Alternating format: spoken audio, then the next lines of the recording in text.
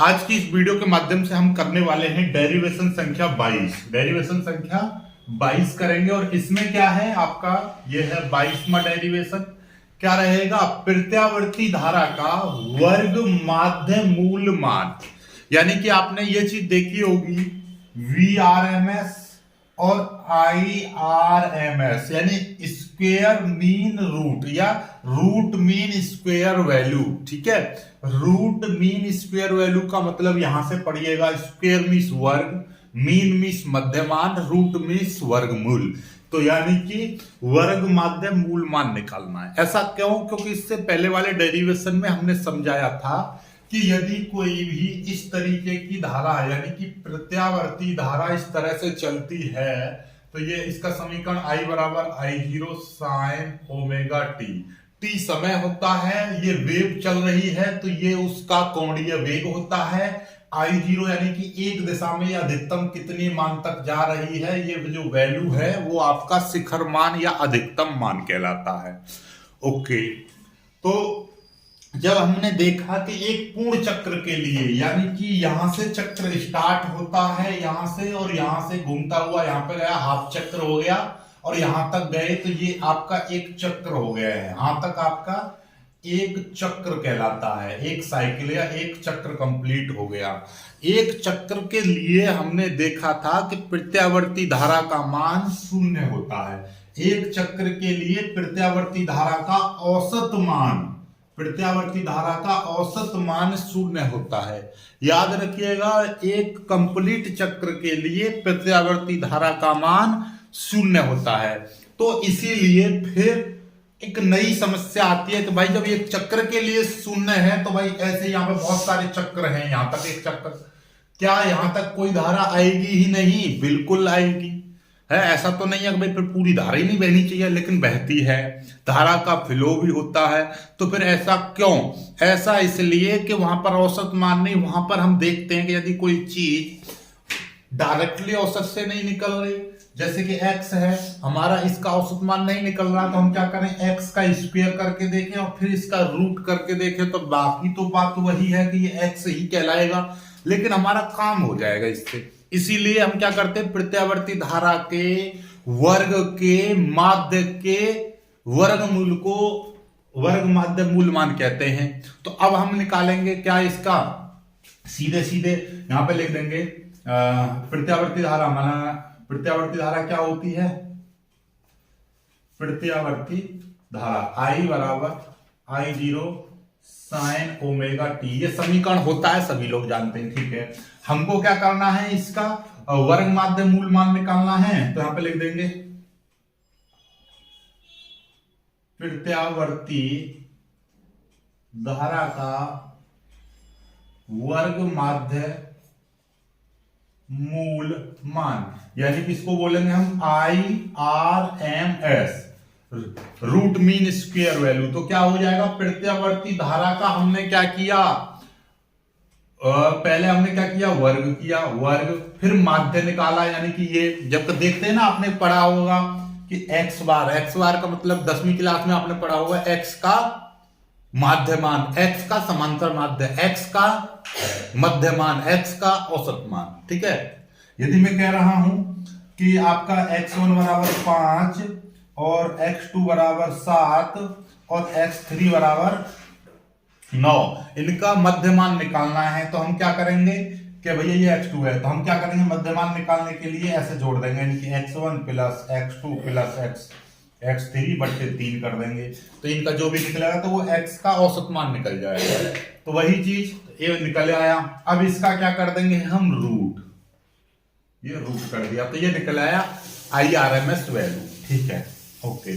तो सबसे पहले अब हमको यहाँ पे समीकरण 1 मान लेते हैं। सबसे पहले हम इसका, भाई I आपको पता है I0 होता है और हमको क्या करना है, I0 साइन ओमेगा टी।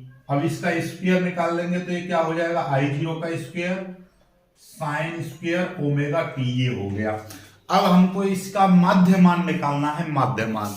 माध्यमान कैसे निकलता है, वही पुराने वाला रूल अप्लाई करेंगे हम। यहां पर कौन से वाला रूल अप्लाई करेंगे, पुराने वाला, याद हो तो आपको, कितना था,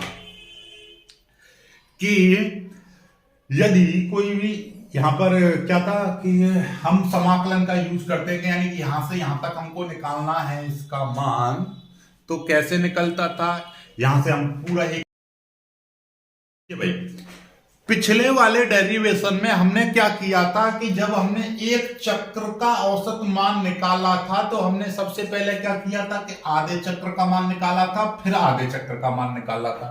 लेकिन अब की बार धारा के मान का क्या कर दिया है, स्क्वायर कर दिया है।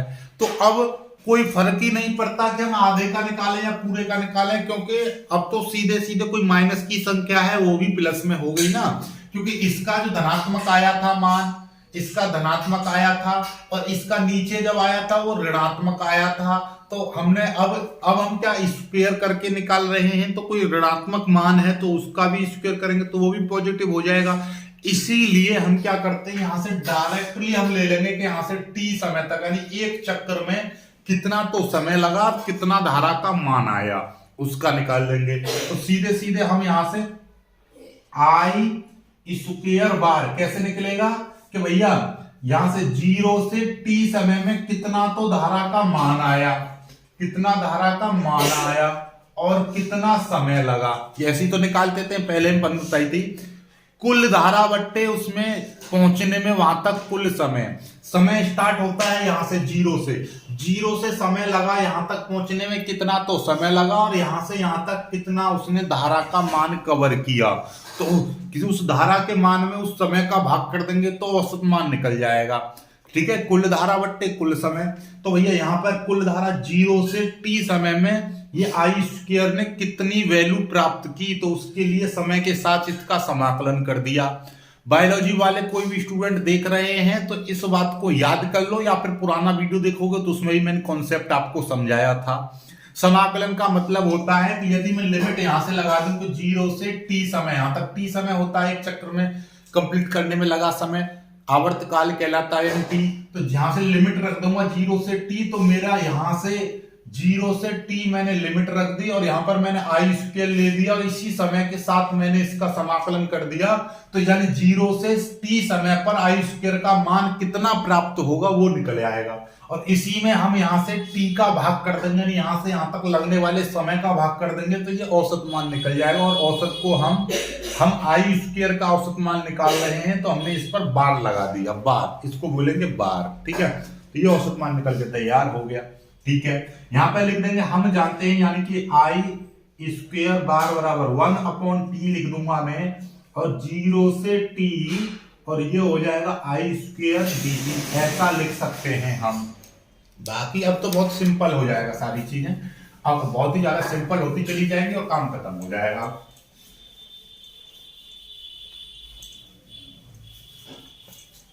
देखिएगा यहां से हम क्या करेंगे, ये हो जाएगा आई स्क्वायर बार बराबर 1/t। देखिए आपको मैं बता दूं, यहां पे लिख दीजिएगा, साइड में लिख देंगे, चूंकि t बराबर 2 पाई अपॉन ओमेगा होता है तो यहां पे 2 पाई अपॉन ओमेगा रख देंगे। 0 से यहां पे भी आपका 2 पाई अपॉन ओमेगा रख जाएगा, और आई स्क्वायर की वैल्यू कितनी है, आई 0 का square sine omega T into dt, ये वाला dt हो जाएगा। बायोलॉजी वाले समझ गए, समाकलन का सिंबल आ गया, ये वाला w ऊपर चला जाएगा तो आई स्क्वायर बार बराबर क्या हो जाएगा, ओमेगा अपॉन 2 पाई, और यहां से ये आई स्क्वायर भी बाहर निकल आएगा, आई 0 का स्क्वायर बाहर निकल जाएगा, तो ये 0 2 पाई बटे ओमेगा, और ये आपका साइन स्क्वायर ओमेगा टी और dt।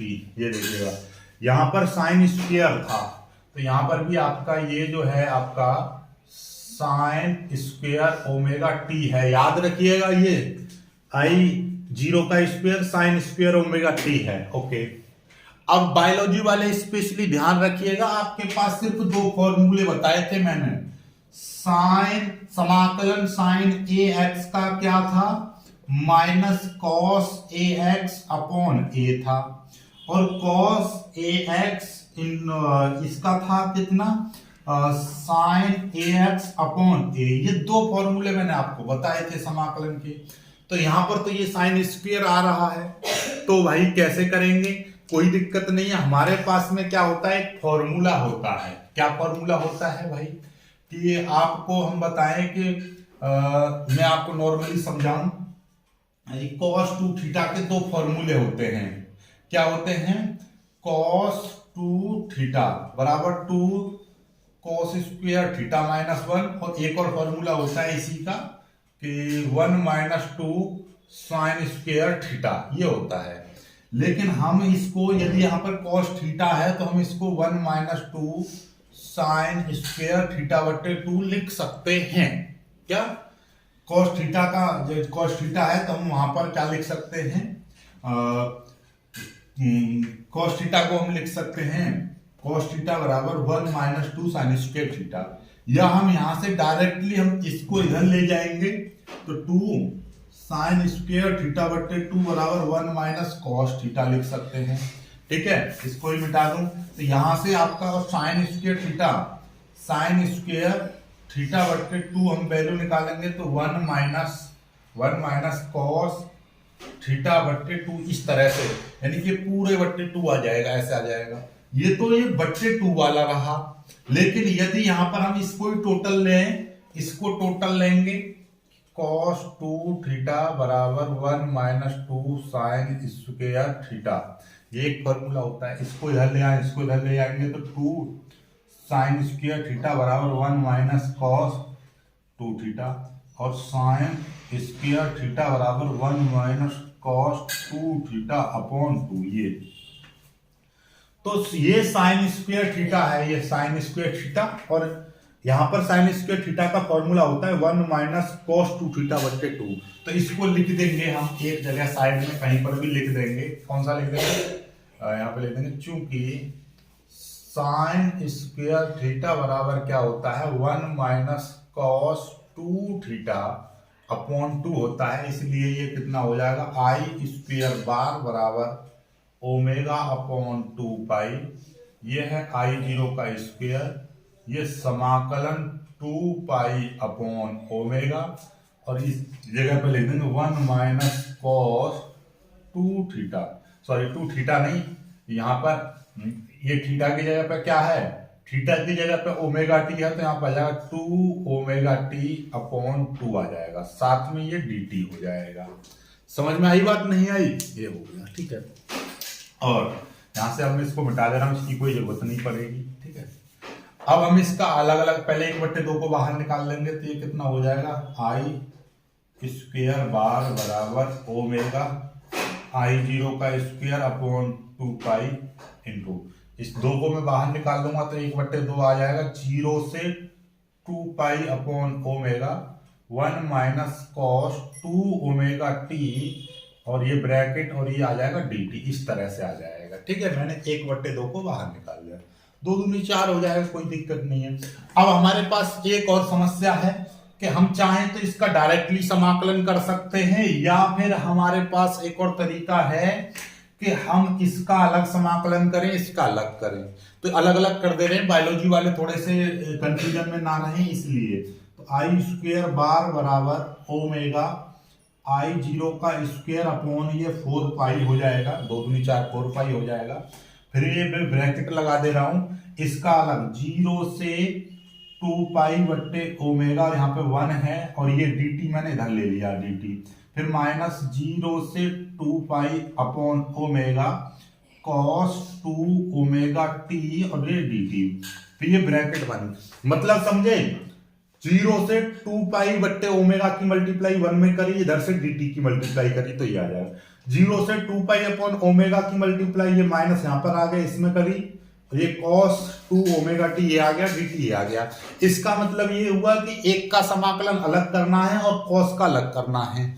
अब मैंने आपको पहले ही फॉर्मूला बता रखा था, देखिएगा बायोलॉजी वाले स्पेशली ध्यान दें कि cos a x और dx के सापेक्ष करेंगे तो साइन ax अपॉन a आता है। ठीक है, लेकिन आप कहोगे सर इसका कैसे करेंगे, ये तो वन तो कांस्टेंट है। तो याद रखिएगा, किसी भी कांस्टेंट का यदि मैं समाकलन करूंगा तो सीधे सीधे उस कांस्टेंट के साथ में आपका कांस्टेंट के साथ में x आ जाएगा कांस्टेंट के साथ में x, यदि x के सापेक्ष कर रहा हूं तो x आएगा, यहाँ पे t होता dt होता तो t आता, यहाँ पे dm होता तो m आता, ठीक है। कांस्टेंट के साथ में x आ जाएगा, बस इतना याद रखिएगा। तो इसी प्रकार से यदि मैं इसका समाकलन करूंगा तो क्या हो जाएगा, ध्यान से समझिएगा। तो ये हो जाएगा आई स्क्वेयर बार बराबर ओमेगा आई जीरो का स्क्वेयर अपॉन 4 पाई, ये ब्रैकेट, इसका 1 का करेंगे तो 1 के साथ में क्या आ जाएगा 1 इंटू यहाँ पर टी आ जाएगा, तो यानी कि टी रहेगा 1 इंटू टी यानी कि टी रहेगा, तो मैं इसका यही लिख दे रहा हूँ। और ये ब्रैकेट, चलो इसको थोड़ा सा वैसा ब्रैकेट बना दे रहे ऐसा, ठीक है। ये हो जाएगा, इसको बड़े ब्रैकेट लिख देंगे और लिमिट कहाँ पर आ जाएगी 0 और 2 पाई बट्टे ओमेगा यहाँ पर आ जाएगा। फिर ये माइनस कॉस का करेंगे तो साइन हो जाएगा sign A x, cos A की जगह पर ये है और टी एक्स की जगह पर टी है, तो ये क्या हो जाएगा 2 omega T sine 2 omega T बट्टे ए, क्या बताया था कॉस ए एक्स का dx के साथ समाकलन करते हैं तो साइन ए एक्स बट्टे ए आता है, तो ए की जगह पर यहाँ पे ओमेगा ओमेगा यानी क्या है 2 ओमेगा है, 2 ओमेगा नीचे 2 ओमेगा आ जाएगा, ये आ जाएगा ब्रैकेट, और यहाँ पर क्या आ जाएगा 0 2 पाई बट्टे ओमेगा इतना आ जाएगा, और ये ऐसे आ जाएगा आपका, ये हो चुका है। तो एक बार अपर लिमिट रखेंगे, फिर माइनस एक बार 0 रखेंगे, एक बार अपर लिमिट रखेंगे जहां जहां पर टी है वहां पर 2 पाई बट्टे ओमेगा रखेंगे, फिर एक बार 0 रखेंगे। तो करते हैं इसको सॉल्व, यहां तक कर लीजिए, पहले यहां तक कर लेंगे तो यहाँ के बाद में और जल्दी सॉल्व हो जाएगा, बहुत जल्दी स्क्रीनशॉट ले लीजिएगा यहां तक, ठीक है।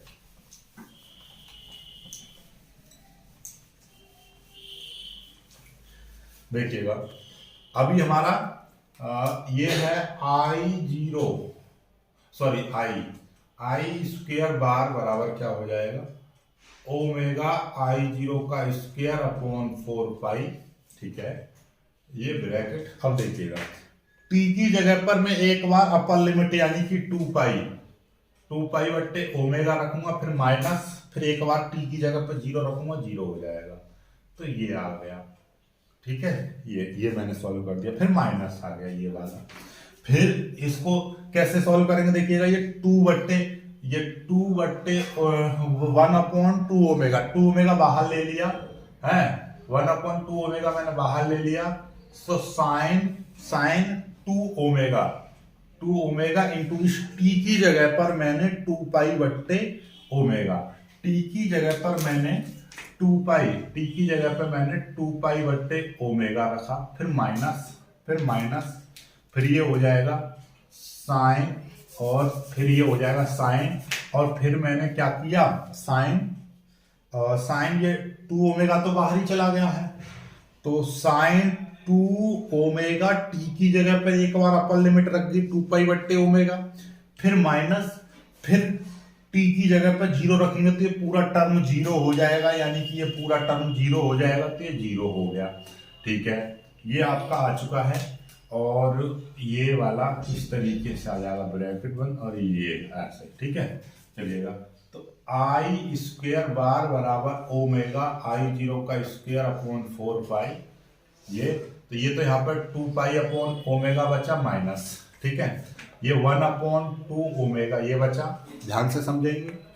अब ओमेगा से ओमेगा कट जाएगा, ओमेगा से ओमेगा कट गया, 2 दूनी 4, साइन 4 पाई बचा, साइन 4 पाई बचा माइनस, और ये बचा आपका साइन 0 बचा, ये, और ये हो गया ब्रैकेट बंद। तो साइन जितने भी पाई होते हैं, साइन पाई या साइन 4 पाई या साइन 3 पाई, उन सभी का मान 0 होता है, और साइन 0 का मान भी 0 होता है, तो ये पूरा टर्म 0 हो जाएगा। तो ये कितना बचेगा आई स्क्वेयर बार बराबर ओमेगा I0 का स्क्वेयर अपॉन 4 पाई इंटू, ये पूरा टर्म 0 हो गया, क्यों, साइन 4 पाई का मान 0, ये 0 की मल्टीप्लाई करेंगे पूरा टर्म 0, तो ये बचेगा यहाँ से 2 पाई अपॉन ओमेगा, इतना बचेगा। तो यहाँ से अब आपका देखिएगा ओमेगा से ओमेगा कट गया, पाई से ये पाई कट जाएगा, तो आई स्क्वेयर बार बराबर आपका बचेगा I0 का स्क्वेयर इंटू 2 अपॉन 4 बचेगा, क्योंकि ये भी तो यहाँ पर कट चुका है, ये पाई से पाई।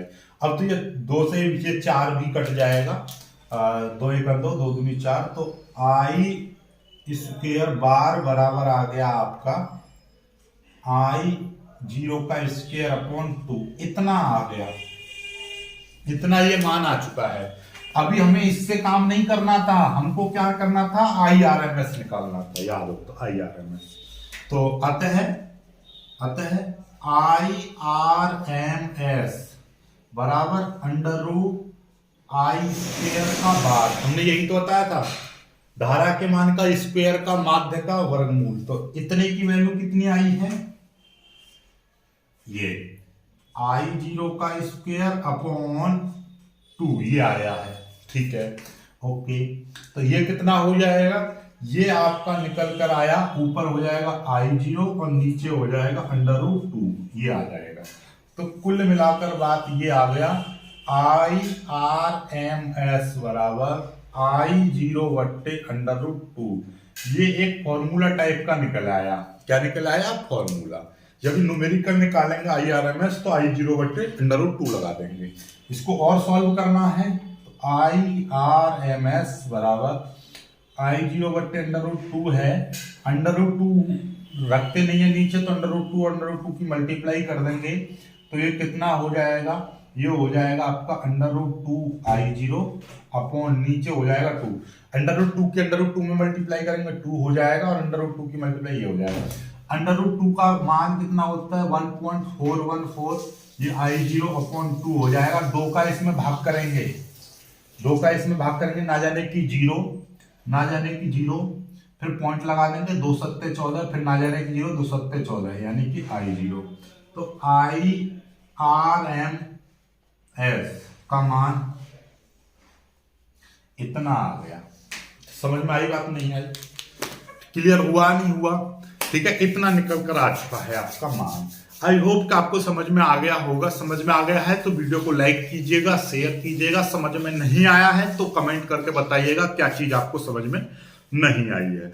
अब आपके परपथ चलाने वाला हूं मैं, आपके 3 परपथ कराऊंगा, LR परपथ और CR परपथ और LCR परपथ, ठीक है। तीनों परपथ में आपकी प्रतिबाधा निकालनी सिखाई जाएगी, जो कि मैं एक ही वीडियो में खत्म कर दूंगा तीनों के तीनों परपथों को, ठीक है। बहुत ही प्यारे तरीके से समझ में आ जाएंगे, आपको चिंता करने की कोई बात है नहीं, ठीक है। और इसके बाद में अब आपका जो डेरिवेशन खत्म हो जाएगा, नहीं तो पूरी एक किताब के डेरिवेशन लगभग खत्म हो जाएंगे, क्योंकि आपका अब ये जो 7वां चैप्टर चल रहा है, 7वां चल रहा है, कौन सा है, 1 सेकंड में चेक कर ले रहा हूं, तो फिर उसके बाद में हम नया चैप्टर चलाएंगे, तो फिर शायद 6ठा चैप्टर चल रहा होगा ये, 1 सेकंड में चेक ही कर लेता हूं, हाँ। तो ये 6ठा चैप्टर स्वप्रेरण गुणांक, ये 7वां चैप्टर चल रहा है आपका। 7वें चैप्टर में अब कुछ बचता नहीं है, केवल मैं आपका LCR परपथ कराऊंगा, LR परपथ कराऊंगा और CR परपथ कराऊंगा। फिर देन उसके बाद में सीधे सीधे इसमें ट्रांसफार्मर का सचित्र वर्णन जो होता है वो तो आप पहले ही पढ़ चुके होंगे, मैंने पहले ही करा रखा है, थ्योरी वगैरह में, उसमें डेरिवेशन है नहीं। फिर आपका 8वां चैप्टर, 8वें चैप्टर में भी एक छोटा सा डेरिवेशन है, मात्र मतलब 4-5 लाइन का है, तो बस एक इसमें डेरिवेशन है नहीं, लेकिन फिर भी मैं 8वें में से एक छोटा सा डेरिवेशन करा दूंगा। एम्पियर मैक्सवेल का संशोधित नियम, इसकी सहायता से विस्थापन धारा कैसे प्राप्त की जाती है वो। फिर आपका नया स्टार्ट होता है, यानी कि chapter number 9, one of the highest marking number chapter, यानी कि ये वो चैप्टर है जिसमें सबसे ज्यादा नंबर का आता है, यानी कि लाइट, प्रकाश की पूरी फिजिक्स में सबसे ज्यादा नंबर के डेरिवेशन आते हैं इससे, और सबसे ज्यादा बड़ा ये चैप्टर है। तो इसमें से कम मैं 8 डेरिवेशन कराऊंगा, क्योंकि वो लगातार आते रहते हैं, और इसमें से पेपर में आपको 2 डेरिवेशन देखने को मिलेंगे, ठीक है। वीडियो को लाइक करना, शेयर करना, चैनल को सब्सक्राइब जरूर कर लीजिएगा।